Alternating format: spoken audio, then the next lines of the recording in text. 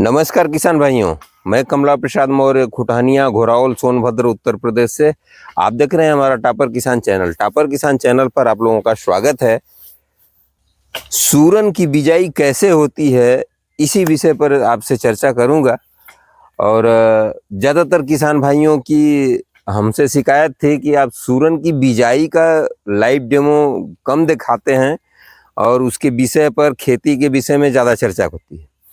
तो आइए आज हम आपको लाइव डेमो दिखाते हैं कि किस प्रकार से, जब आपके पास कोई कृषि यंत्र ना हो, ऑटोमेटिक कृषि यंत्र ना हो, जहां बिजाई के लिए सीड ड्रिल वगैरह उपलब्ध ना हो, तहां आप वहां पर कैसे आप सूरन की बिजाई कर सकते हैं, जिमीकंद की बिजाई कर सकते हैं, ओल की बिजाई कर सकते हैं, या खंत की बिजाई कर सकते हैं, एलिफेंट याम की बिजाई कर सकते हैं। तो आइए देखते हैं और जानते हैं इस रहस्य को कि सूरन की बिजाई, जिमीकंद की बिजाई किस प्रकार की जाती है। तो आइए आपको दिखाते हैं और उसके विषय में बातें भी करेंगे आपसे। तो आइए हम दिखा देते हैं आपको। ये आप देख रहे हैं इस तरह से, ये रस्सी हमने खींच रखी है। ये रस्सी खींच रखी है, आपने देखा। और इधर भी ये नाली बन रही है, हल्की सी नाली बन रही है। इस नाली से और यहाँ तक ये दूरी 3 फीट है।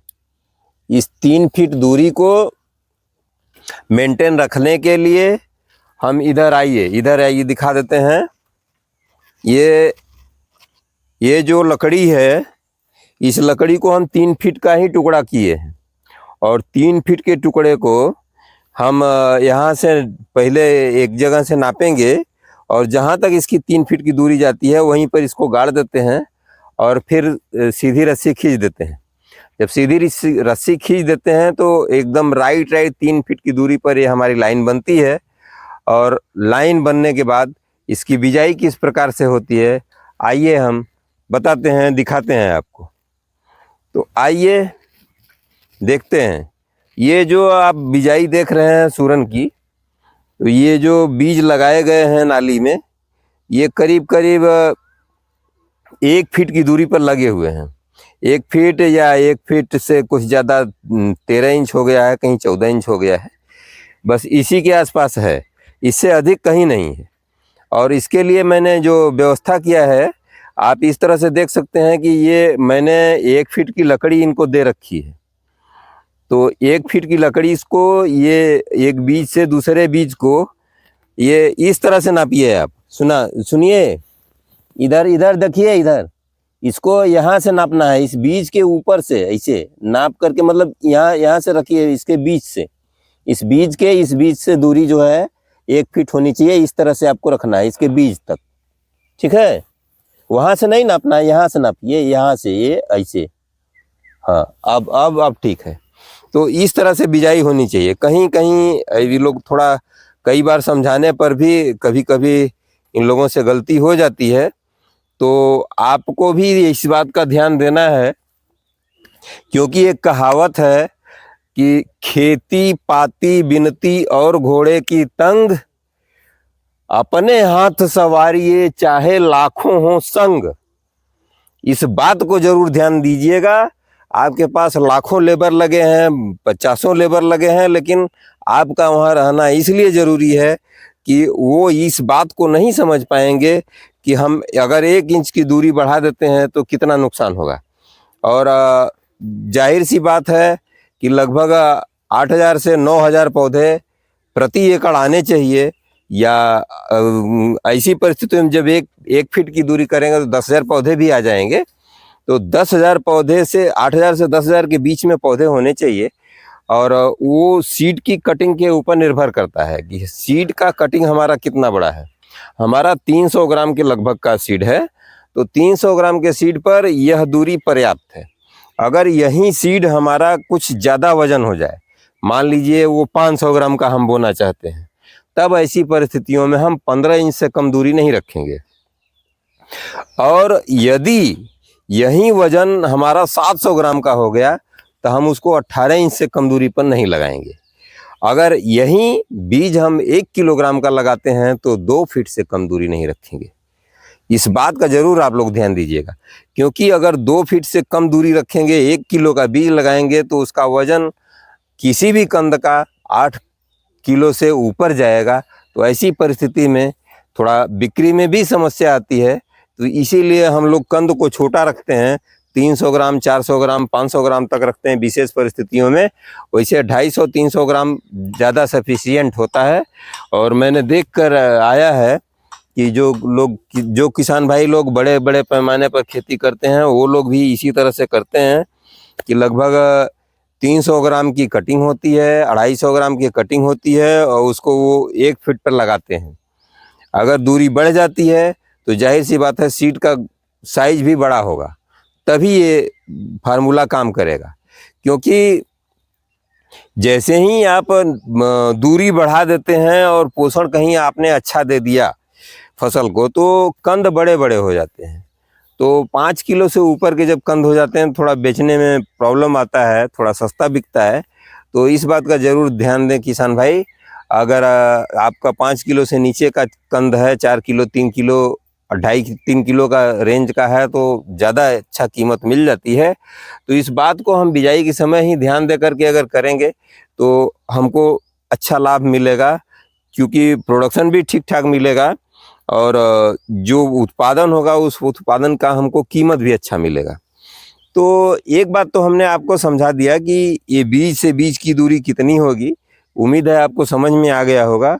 और लाइन से लाइन की दूरी 3 फीट रहेगी, ये आपने जान ही लिया। उसके बाद जो व्यवस्था करनी है वो यह करनी है कि ये जो आप बीज देख रहे हैं, इस बीज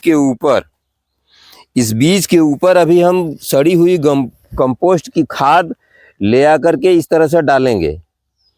ये कम से कम 2 किलो एक एक बीज पर डाल देंगे। तो होगा क्या कि जब हम इस पर मिट्टी चढ़ा देंगे तो इसके आसपास कंपोस्ट जो डाली रहेगी तो उसमें नमी धारण करने की क्षमता अधिक होती है। तो जब नमी उसमें धारण कर लेगी तो ज़्यादा समय तक ये नमी इसको बना कर रखेगी और साथ में कंद को बढ़ने में भी सहायता करती है। उसके साथ जैसे ही इसमें से पौधा जर्मिनेट होता है, तो पौधा जर्मिनेट होने के बाद तुरंत उसको गोबर की सड़ी हुई खाद मिल जाती है, जिससे वो ज़्यादा जल्दी ग्रोथ करता है और अच्छा लाभ देता है आपको, और ज़्यादा स्वस्थ रहता है पौधा। तो इस तरह से इसकी बिजाई करनी चाहिए। एक बात और आपको बतानी थी कि अक्सर होता यह है कि समय से जो है खेत तैयार नहीं हो पाता है। तो ऐसी परिस्थितियों में मैंने ये निर्णय लिया है कि हर जो बीज के ऊपर गोबर की खाद डाल देंगे, क्योंकि जिनके पास साधन संसाधन कम है उनको कई समस्याओं का सामना करना पड़ता है। जैसा कि आप देख रहे हैं, हम मैनुअल तरीके से इसकी बिजाई करवा रहे हैं। और जब इसमें खाद डालने की बारी आई थी तो समय तो हमारे पास पर्याप्त था, लेकिन 27 अप्रैल से लेकर अब तक व्यवस्था नहीं बन पाई, जिससे खाद नहीं डाला जा सका खेत में गोबर की। तो हम इस तरह से गोबर की खाद डाल देंगे और कुछ रासायनिक उर्वरकों का भी साथ लेंगे। करीब करीब प्रति एकड़ देना है 50 किलो डीएपी प्रति एकड़ और 35 किलो म्यूरेट ऑफ पोटाश प्रति एकड़ देना है। इसको खेत में अंतिम जुताई के साथ भी मिला सकते हैं, और इस तरह से जैसे ये बिजाई कर दिए हैं हम, तो इसके बाद भी खेत में छिटक करके उसके बाद जब मिट्टी चढ़ाई जाएगी तो अपने आप सब मेड़ में ही हो जाएगा, और इसी मेड़ में इसकी जड़ें विकसित होकर के चलती हैं तो इनको खाद पूरा मिल जाएगा और ये सरवाइव करेंगी अच्छी तरह से। तो यदि आपके पास ये पर्याप्त संसाधन नहीं है तो कम संसाधन में किस प्रकार से खेती किया जा सकता है इसका, और थोड़ा लेबर कास्ट अधिक आता है। मशीनों से बुआई करने पर खर्चे कम गिरते हैं, लेकिन लेबर से बुआई करने पर खर्चे अधिक लगते हैं, क्योंकि यहाँ जो है मजदूरी लगभग 300 रुपये महिलाओं की और पुरुषों की 350 रुपये चल रही है। तो ऐसी परिस्थितियों में आपको समझ में खुद आ जाएगा कि इस तरह से लेबर कास्ट ज़्यादा आ जाती है। जब आप मशीन से ट्रैक्टर से करते हैं तो पता लगता है कि 1 एकड़ में मुश्किल से 5 लीटर या 6 लीटर तेल ही लगेगा और उसी में बुआई हो जाती है। एक ड्राइवर का ले लेते हैं तो करीब 1000 रुपये में 1 एकड़ की बुआई हो जाती है। उसमें आलू बोने वाली ऑटोमेटिक मशीनों का प्रयोग किया जाता है, जिसमें लेबर ज़्यादा से ज़्यादा 2 लगते हैं, 2 लेबर में ही काम हो जाता है। तो 2 लेबर जो मशीन पर बैठने वाले हैं उनकी ज़रूरत पड़ती है। तो 2 लेबर का अगर लेते हैं तो 700 रुपये लेबर का हो गया, तो कुल मिलाकर के 2000 के अंदर ही आपका 1 एकड़ का बिजाई हो जाता है। और अगर हम मैनुअल तरीके से करवाते हैं तो यही खर्चा करीब 7 से 8 हज़ार रुपये भी आ सकता है।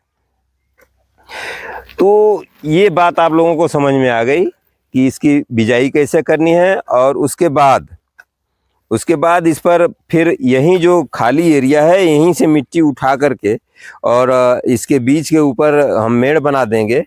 जब इस पर मेड़ बना देंगे इस तरह से, आप समझ रहे हैं, जिसे ये मिट्टी जो है यहाँ से उठेगी और इस पर रख दी जाएगी। तो ये मिट्टी इधर भी जाएगी, इधर भी जाएगी, तो दोनों तरफ से जा कर के ये मेड़ हो जाएगी और ये नाली हो जाएगी। इस नाली को हम सिंचाई के रूप में अभी इस्तेमाल करेंगे। और साथ में जैसे ही बारिश शुरू हो जाएगी तो यही नालियाँ जो है जल निकास का भी कारण बनेंगी, जल निकास के लिए भी काम देंगी। तो इन नालियों का बहुत बड़ा उपयोग है। तो कुछ जगह पर इस तरह से करते हैं कि जैसे जितना बीज का दूरी है, बीज से बीज की दूरी उतना ही लाइन से लाइन की दूरी भी रखते हैं, लेकिन ये उचित नहीं है। मेरे हिसाब से लाइन से लाइन की दूरी हर समय अधिक होनी चाहिए और बीज से बीज की दूरी कम होनी चाहिए। तो इस तरह से अगर आप करते हैं तो सिंचाई होने पर, और एक बात का और ध्यान दीजिएगा किसान भाइयों, ये जो आप नाली बनवा रहे हैं, जो मेड़ बनवाएंगे, यह अक्सर उत्तर से दक्षिण दिशा की तरफ होनी चाहिए।